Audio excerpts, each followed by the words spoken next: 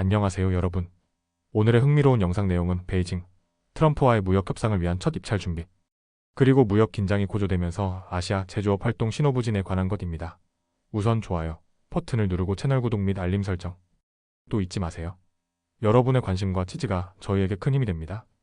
첫 영상은 월스트리트 저널의 최신 보도를 바탕으로 중국과 미국 간의 무역 협상이 다시 시작될 조짐을 보이고 있다는 소식을 전해드리겠습니다.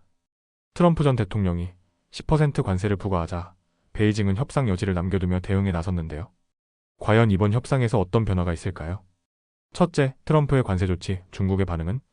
트럼프 전 대통령은 중국이 펜타닐, 제조에 필요한 화학물질 단속을 하지 않았다는 이유로 10% 관세를 부과했습니다. 하지만 중국은 이 조치를 협상을 위한 압박으로 인식하고 있으며 본격적인 무역 전쟁이 아닌 협상 가능성을 남겨둔 메시지로 보고 있습니다. 특히 중국 경제가 현재 약세를 보이고 있는 상황에서 시진핑 주석도 트럼프와의 협상을 원한다는 입장을 보였습니다. 둘째, 중국의 협상 카드.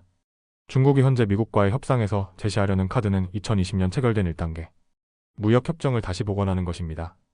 이 협정에서는 중국이 2년 동안 미국산 제품과 서비스 2천억 달러어치를 추가 구매하기로 약속했지만 이행되지 않았습니다.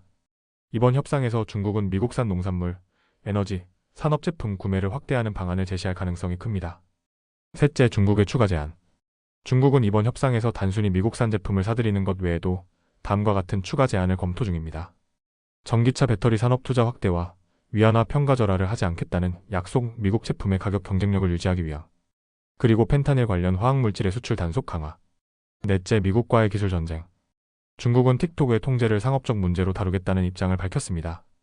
이는 트럼프가 틱톡의 지분을 미국과 중국이 50대 50으로 나누는 방안을 제안한 것에 대한 대응입니다.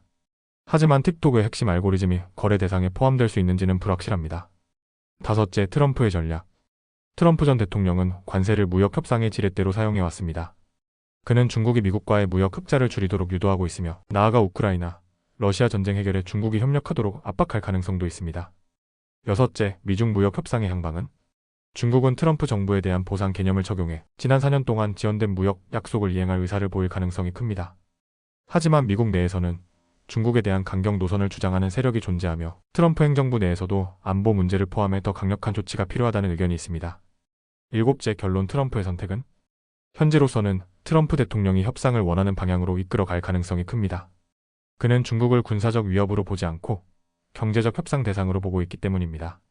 하지만 미국 내 강경파와 트럼프 내부 참모들의 입장이 엇갈리는 상황이기 때문에 이번 협상이 순탄치만은 않을 것입니다.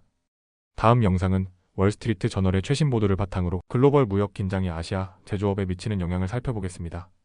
최근 트럼프 전 대통령이 관세 부과를 발표하면서 아시아 지역의 경제가 흔들리고 있습니다. 첫째, 아시아 제조업 둔화 어떤 신호들이 나오고 있나? 2025년 1월 아시아 제조업 지표가 전반적으로 약세를 보이고 있습니다. S&P 글로벌 ASEAN 제조업 구매 관리자 지수 PMI는 50.7에서 50.4로 하락하며 1년 만에 최저치를 기록했습니다. PMI 지수가 50을 넘으면 경기 확장, 50 미만이면 경기 위축을 의미하는데요. 현재 수치는 성장이 거의 정체된 수준임을 나타냅니다. 제조업이 위축되면 아시아 지역 경제 성장 둔화로 이어질 가능성이 높습니다. 둘째, 트럼프의 관세 조치 아시아 경제에 미친 영향. 트럼프 전 대통령이 캐나다, 중국, 멕시코에 대한 추가 관세 부과를 발표했습니다. 이 발표 직후 아시아 금융시장이 출렁이고 주식시장이 하락하며 아시아 통화 가치가 달러 대비 약세를 보였습니다.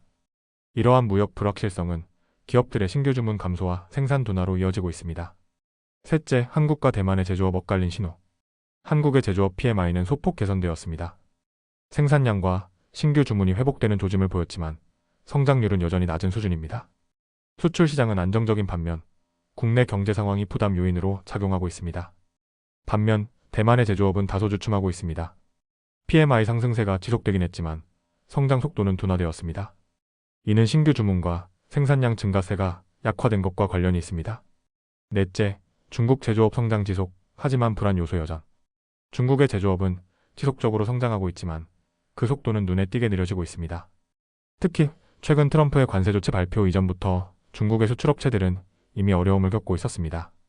S&P 글로벌과 CAIXIM PMI 조사에 따르면 1월의 생산과 신규 주문이 약간 늘어났지만 전반적인 낙관로는 여전히 낮은 수준입니다. 국제정책의 불확실성으로 인해 중국의 수출 환경이 악화될 가능성이 큽니다. 다섯째, 일본 제조업 10개월 만에 최악의 상황.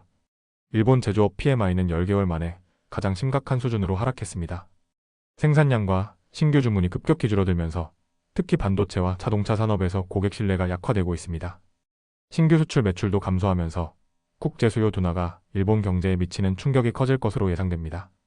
여섯째, 아시아 전체적인 전망 무역 긴장 속 경제 불확실성. 바클리즈 경제학자들은 아시아 국가별로 무역 긴장에 대한 노출도가 다를 것이라고 분석했습니다.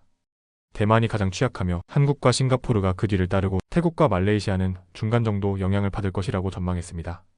반면 인도, 인도네시아, 필리핀 등 내수 중심 경제는 상대적으로 덜 영향을 받을 것으로 보입니다. 일곱째, 결론 아시아 제조업의 미래는? 현재 아시아 제조업은 수출 둔화와 무역 불확실성이라는 이중고를 겪고 있습니다. 한국, 대만, 일본 등 주요 수출국들의 제조업 지표가 둔화되고 있으며 중국 역시 성장세를 유지하긴 하지만 미국과의 무역 갈등으로 불확실성이 커지고 있는 상황입니다. 앞으로 아시아 경제가 안정되려면 국제 무역 환경이 개선되거나 각국이 내수 중심의 성장 전략을 강화해야 할 것입니다. 오늘은 여기까지입니다. 다음 영상에서 더 유익하고 흥미로운 내용으로 찾아뵙겠습니다. 이 영상은 투자 의견이 아닙니다. 매우 감사합니다.